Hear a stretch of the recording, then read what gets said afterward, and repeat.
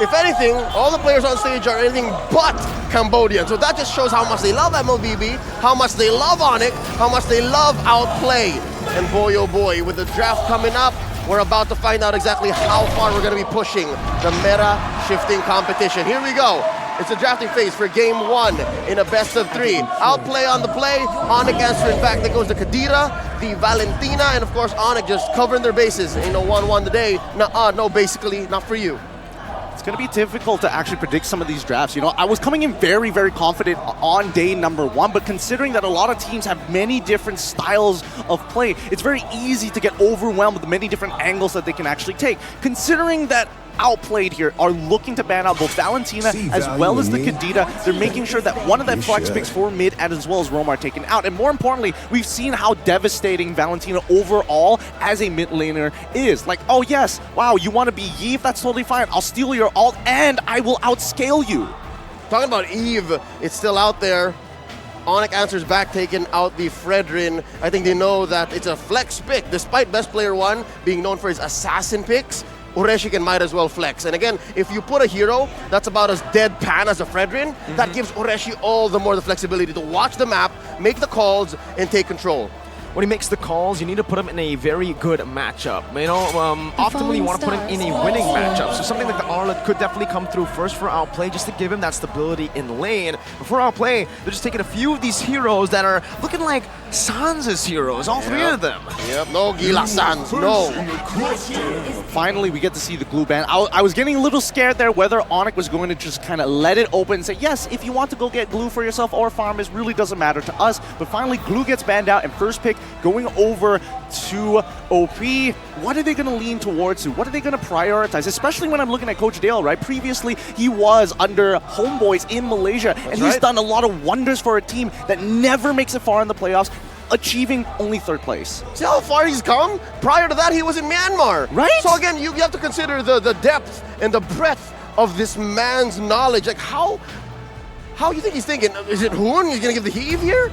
I think that definitely could be the answer for this composition, and Eve gets first picked here for OP. We've seen many times before. Right now, it's actually in a 100% ban/pick rate, so it is the most popular pick for MSC 2023, and especially considering, you know, Dale has the experience of coaching for a lot of different regions, for all of the regions. All of the regions, technically now. He definitely understands that stability is very important to create that spectacular draft that you need. This is one of the foundations for the draft that he wants to create, and Yves is just perfect against the Faramis and everything that's open for ONIC. Exactly. I mean, Faramis is basically out of the pool at this stage of the game. ONIC, they're going to go for the Lancelot as well as the Claude, the Swiss Army knife of the marksman lane, and more importantly, one of the best junglers that we've seen so far, getting his hands on the top meta pick in the jungle role, Lancelot. So far, so good. Between OP and ONIC in the first phase, nothing out of the ordinary. We might not have to see Coach Dale, Coach Adi, and Coach Yeb flex as hard. But then again, as I say those 3 names in total, is Dale not outnumbered?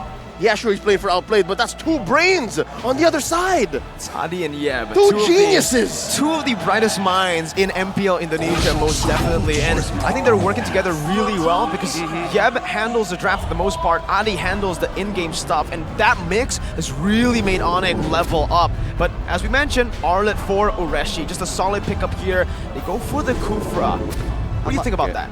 I personally like it because, again, you're seeing 2 dashing heroes. Obviously, you know, Mincetar would be the absolute counter. I will let you go out of here. But at least with Kufra, you have that flexibility and more, I would say, a safer way to look for these initiations. Yep, it's the better way to set up a box. It doesn't make you go all in. If you go Mincetar Eve, it's so honest. You're so sure. Now, the young man on screen right now, the young Kyrie Rayos del Sol said, only if Outplay can get lucky in MSC. I'm disappointed that BTK didn't make it, but it's not luck. They're the 2nd strongest in NA, but I just think, and I feel sad for Mobile Zane. Oh wow, he's built a bond with his colleague in the NA. He wants to work with him again, and of course, he wants to see them there, but no matter what happens, he just wants to win. just like a true competitor, quoted like an absolute champion here. Now let's come back into the draft. I'm seeing the Bane getting banned out, right? See, this is the meta shift that we're talking about. Something that we might expect to get picked up by or outplayed at some certain point. But that's not all, right? We do see the Farsa also get banned out. Fanny as well. That's what I was going to point out later on. But Coach Yab, he is on it today. At this point, they might just go for the Lilia ban, man. That's the other hero. That's the only other hero that I think Sans has played in the mid lane as a mage. Sure, we've seen him on Lunox, we've seen him on other heroes, but in this meta, I think the Lilia should just be the next ban for Outplay if that's the deal. Yep. They want to shut Sans down so hard. And yeah, called it 5 bans to Gila Sans.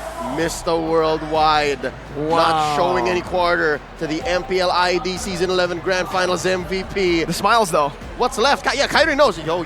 Dale is serious. More like Kyrie's like, finally, it's not me this time.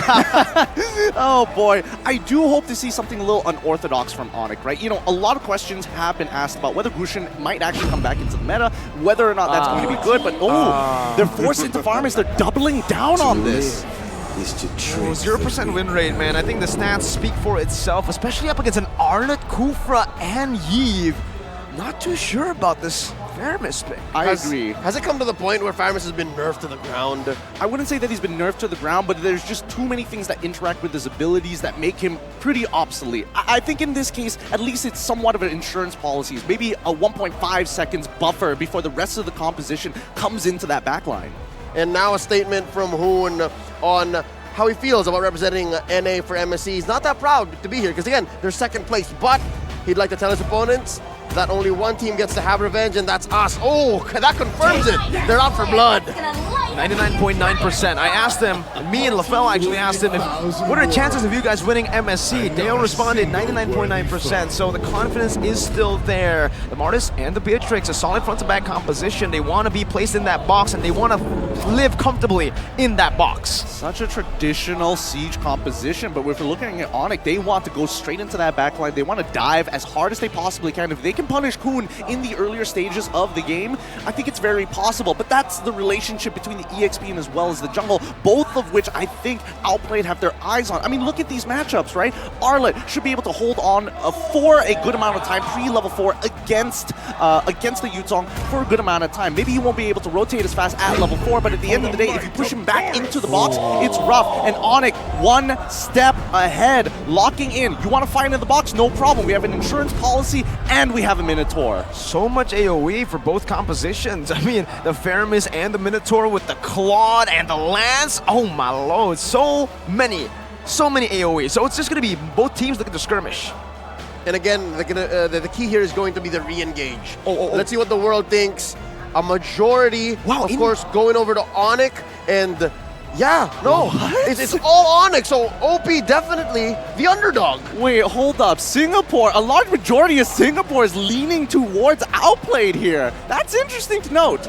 I mean, Singapore also rooted against RSG SG's opponents 2 times, you know, Phoenix and EVOS. So I don't know what's going on in Singapore. It's about maximizing your MSC guest points. That's the main idea. You got to start looking for these competitors that can double, triple your profits as we're starting to jump into the game. Here we go, game 1 in a best of 3. This is for that slot in the knockout stage. It's Outplay going up against ONIC. Outplay are in dangerous territories here. ONIC have already gotten 1 win.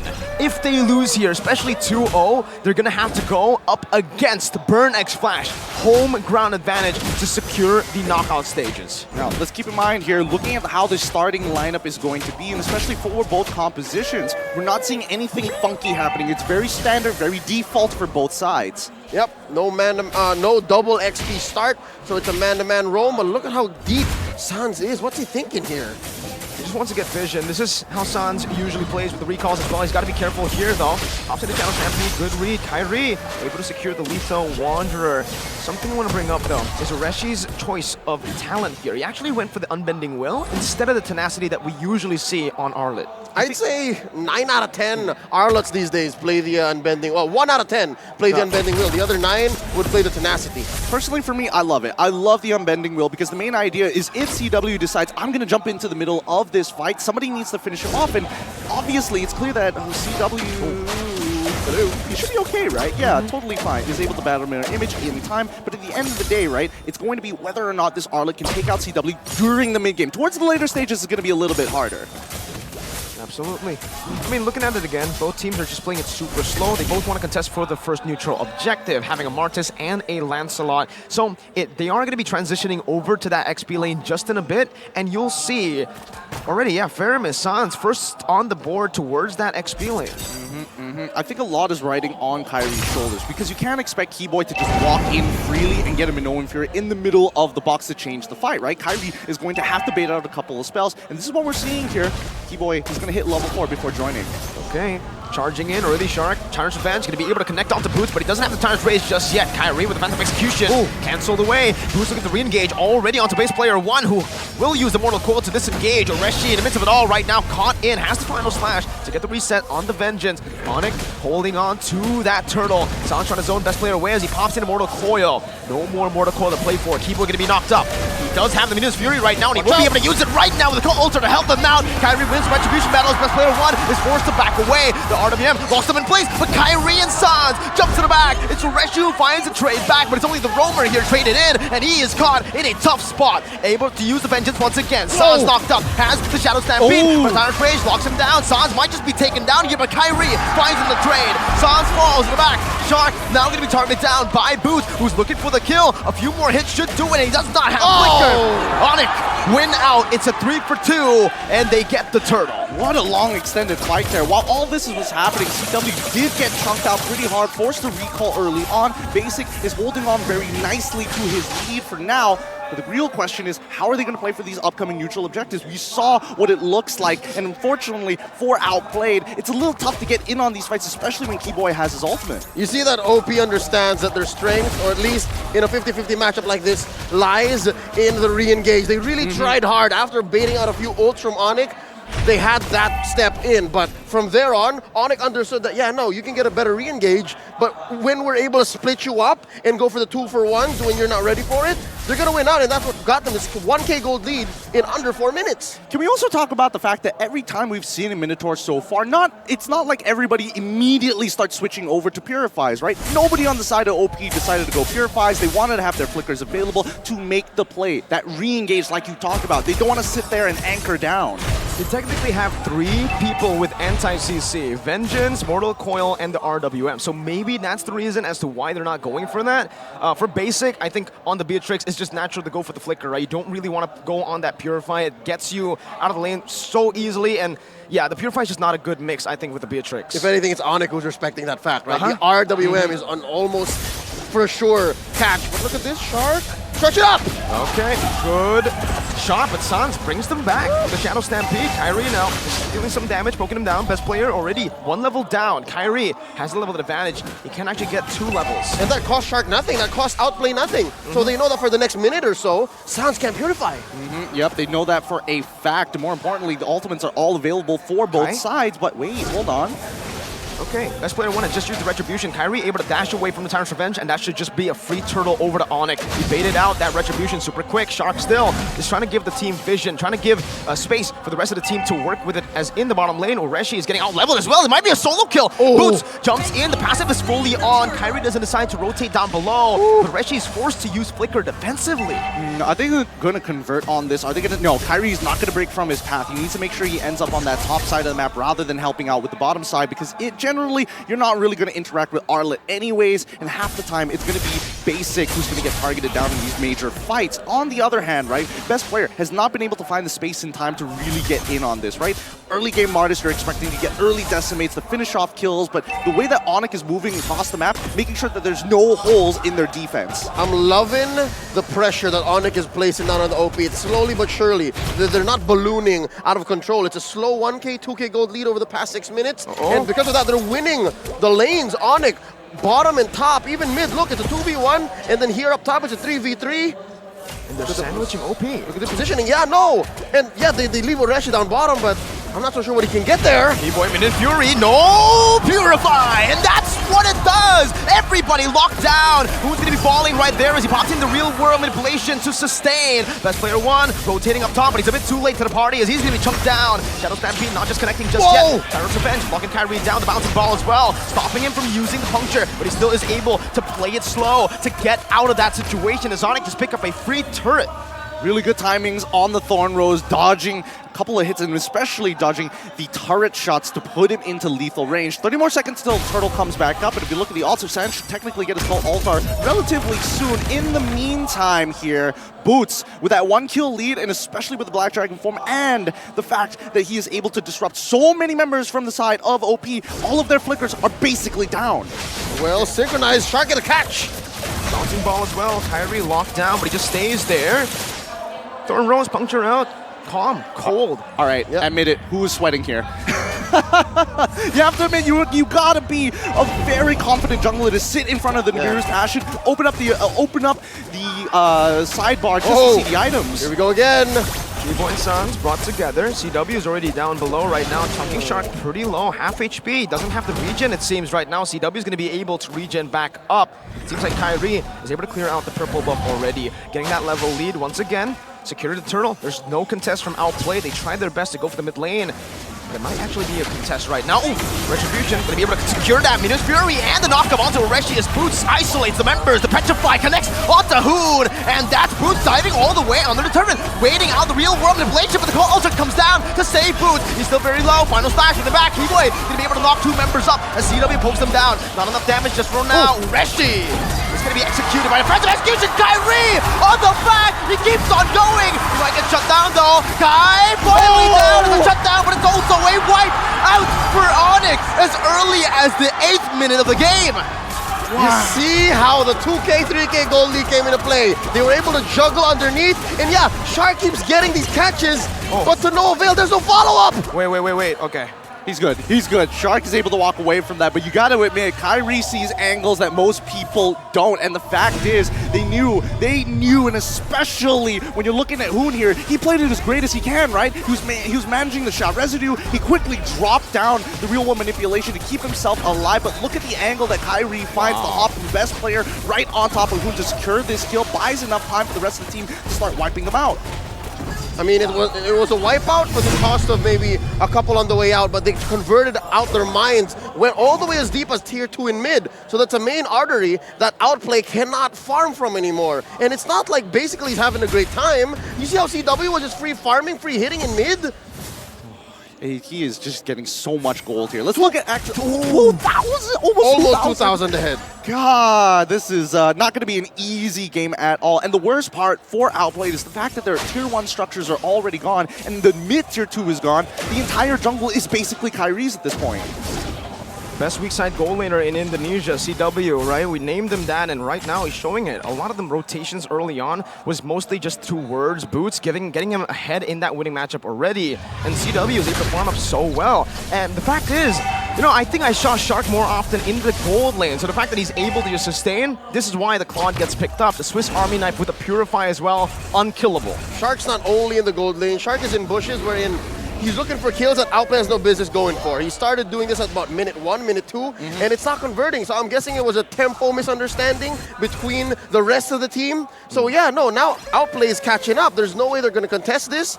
Sure, there is a push up top that basically bought for them, but no. The one scores the first Lord for ONIC here, slowly ballooning up to 7K ahead in 10 minutes. And a free turret too, there's nothing OP's getting. Yep, they're not getting anything, but that's totally fine here because remember, OP have high ground defense, and I think that's going to be really important. We've seen in the last match what high ground defense does for you. It buys you that extra bit of time, and if you have to drag this out to 20 minutes, OP are going to have to make the attempt to do so. All right, what are you supposed to do right now, right? I mean, for Outplay, I think there's only one response to this play. It's to just turtle up in the base. That's right. But ONIC have a pretty good siege comp. Don't push it, don't push it. Starting up with the RWM, pop that holy shield. They're not going to get enough off of this, and I think even ONIC recognizes that, man, this Lord's too weak. We'll wait for the next one. And I think even for Outplayed, where do you go from here? Who can you really punish? Because Keyboy, he can hold on, actually hold OP hostage with the Minoan Fury. You never know when he's going to come in with it. Okay, Penetrate Shark already just fully committing onto Keyboy, but the call ultra saves him, and the Minoan Fury with a flicker in front! He finds 3 members under the base turret though, no minions coming down! That was a mistake. Keyboy loses his life. ONIC now still disengaging. They've gotten enough damage onto the base turret to say, I'm happy with the trade, but they cannot go for more. Signs of life from Outplay, and again, it rings true that one thing that they should do at this point, approaching 12 minutes into the game, down almost 8k, is to stay in their base, defend up, build up on Hoon, who I think is maybe short one more. He needs one more main item for these high ground defenses to not just stay inside their base. Absolutely. Look at the items. Look how far Sands is ahead of Hoon right now. Very, very far. Very, very far in terms of the items. 3 items to 2, and even better yet, he is stacking up very fast. So the more they clump up together, the more they want to try and go for this high ground defense. If they fall into the cone of the Ghost Bursters, at least for Sands, he knows he's going to get value. Just set it up for CW. Purple buff CW, did you see that? Right, they're already trying to funnel onto CW, so it's already a very different ONIC to the last time we saw them. Remember, at M4, it was Kyrie-centric. Now, it feels very balanced. And isn't that the same way that EVOS Legends have evolved too? Yeah. They've been able to say, you know, it's not just about brands. Now it's just not about Kyrie. We will let y'all do your thing. And yeah, Sands was the MVP then, but here you see him that he's ready to save his teammates. He's ready to dive in there, maybe even die for the cause. But I'm hoping that they don't have to do that. Because again, now shoes on the other foot. ONIC, what do they have to do? I'd say wait for the Luminous Lord. They'll crash in, and I'm seeing at least 2 inhibitors going down. Yeah, you know, at least for Outplay, they're playing extremely disciplined right now. And they know that walking out of the base is just a little too risky, especially with gold lead developed by ONIC. 8.2k so far, the current gold deficit. And with the next 42k mark from the side of ONIC, you can expect that their cores will have at least 4 of their core items. It's rough to begin with, and I think 2 more Lords until OP is able to equalize. 2 Lords, maybe one of them stolen. Like, I think they can survive one more Lord that's on ONIC, and then maybe they can try to steal for the other. But something to note, I didn't notice, ONIC's draft, there's very little magic damage, but the fact that Ureshi had to build an Oracle for himself means that he's respecting Sans. The fact that Ghost Bursters might deal enough damage to take down this unbending Will Arlott. And it's strange to see because ONIC aren't really clumping up in these team fights, right? Usually when you have a cold ulcer to play with, you want to just clump up, and that's why OP really went in on this box composition. Thing is, ONIC have been very sporadic in the way they tackle these team fights, but like you mentioned, low magic damage, only Sans. Basic, just bottle win in nature. So that is definitely a power spike for him that he can utilize. Well, don't forget, keep your eyes on Keyboy. He's got his flicker back up again, and we saw how much damage he can do with the Minoan Fury and with the 3rd hit of it being flickered into the middle of the enemy team, getting big knockups as well.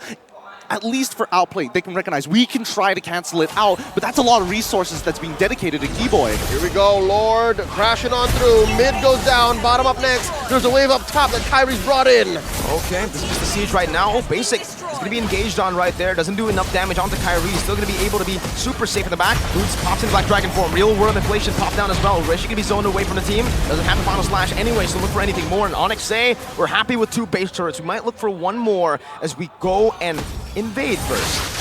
Well, to be fair, Hoon doesn't have the RWM. If they really want to force it, they can absolutely do so on the second wave, right? Oh, final slash! It actually brings Sans back, but he has to call Alter, and now the collapse on the back. CW with the laser duet onto the base! Hoon is taken very low, still saving that flicker right now. Kyrie is going to be caught. He has the dashes though, and CW now is going to be able to melt them down 1 by 1. It's a double kill for CW. A 3 for 0 as ONIC will still pull back. The discipline, they do not want to force it. It's dangerous. They're very low. They're very low. It's hard. Kyrie might survive, yes, but maybe not Keyboy. Maybe not CW, but they're still going to push. 16 seconds on the clock for the death timers right now. The base is wide open, and CW will just go for it right now with the Battle Mirror image. 15 minutes in. No minions, but it does not matter. Dominance in game number 1 presented by ONIC. I told you, as soon as that RWM is down, at least they know for a fact they cannot force anything onto ONIC's side. So they're the ones holding the tempo. They're the ones holding the initiative to go back into these fights. And I think even for Outplay, they're like, man, that's really rough. When we don't have the tempo, when we don't have the lead, it feels like ONIC just control them. It begs to be questioned. Were there nerves in play? It looks like Outplay was not in the zone, both in their movements and even as they were shown on camera. Even Hoon couldn't believe what happened. I think it's one of those situations where you come in, you feel confident, but as the game gets dragged on, you realizing you're deeper and deeper in this deficit, that's when the nerves really hit you the hardest. And I can only imagine, especially for Shark, right? How exactly do you engage? Every single time he makes that initial catch, oh, call Altar. What's next? The back line of my team gets hit by the Minoan Fury. Honestly, I feel like in that game, it wasn't nerves. It was just simply them being outclassed, right? I mean, the macro plays, the little decision-making, the wave manipulation, all these little wins build up, and these little wins in lane as well. The fact that, you know, they have 2 winning side lanes, despite having CW on a weak side, not a lot of resources placed onto him, shows you just how good ONIC were, maybe even levels above. What made me say it was nerves is because Shark, he was having a hard time, yes, but 9 out of 10 of his jumps caught somebody. 9 out of 10 could lead to a death, lead to a kill for Outplay, and then maybe conversion elsewhere. Basically death ball strategy, what won RSG Philippines last year's MSC title. But now, you see here that a lot of them, despite Shark catching, leads to nothing, right? Specifically best player. I hate to put pressure on an MSC rookie, right? Making a debut, but after the first 2 or 3 minutes, after the second turtle specifically, Best Player 1 did want nothing with Kairi. I think you could say that, you know, one of the reasons Shark wasn't really able, or none of the members from Outplay were really able to control or follow up that initiation from Shark was because of the Cult Altar. The Cult Altar here played a very different role to how it was usually played. Usually it's clumped up and everything. Now it's used to save people. And one of the people that San saved very, very often was Kairi, who was not in any need of help, definitely. If you watch the game, Kairi could have gotten out of these things by himself. That one death, I believe, was underneath the turret. Yeah, 2 turrets. Yeah, 2 turrets. And he was going very, very deep. I mean, looking at his build, you can tell he wanted to hurt people. He wanted to make sure that he could actually bait out a couple of spells. He's feeling violent, and he woke up. At least this is not a morning game. As we know, ONIC generally don't like the mornings. They're more of a night people. They like to warm up a little bit. But he was coming up huge. And more importantly, he played the exact role that we expected him to play. He's not looking to try and finish off fights super, super quickly. He needs to go in, bait out a couple of spells, and then re-engage afterwards. Here you'll see in the highlights again how the re-engagement were what OP was going for. But ONIC understood. ONIC knew to split them up. ONIC knew that they were going to overcommit. And then as soon as that bottom lane didn't work out, ONIC went for the juggler. They went for the top, and then that's it. They won both lanes. No more weak side for CW. It's tough. The more I look at these highlights, the more you just recognize that there's not much that OP could have done to get better. But there is the possibility of maybe Ureshi looking for a Flicker final slash play. But even then, the goal deficit was already too big by the time you get creative with these strategies. Sort of impressive how, again, in these skirmishes, when, you know, they have a lot of people diving in, the members who get caught ultimately are only the frontliners, right? I mean, the backline's completely safe. You can see even here CW is the one who is backlining, who's the only kind of, you know, backliner on the team, because Sans even wants to dive in, and he's almost untouched the whole game. Well, yeah, he is untouched the whole game. He didn't get a single death, right? TW? No. That's right. No, Yeah. CW. I thought you were talking about Sans. But yeah, let's have a look at the items one more time, right? 6-13, the overall kill score basically was getting very close to his 4th item, but still wasn't there yet. And even for best player, right, in terms of the amount of gold that everybody has, super underwhelming 15 minutes into the game. ONIC just made sure that once they capitalized off the very first neutral objective, they just starved them out. It's difficult. Best player's job was not possible if Hoon and Shark, nor Hoon, rather Basically and Shark weren't getting there. This Martis here was gonna work in the first 5 minutes or in the last 25, right? But we didn't get there. We ended at 15. So that being said, I'm wondering if Best Player can shake off the nerves.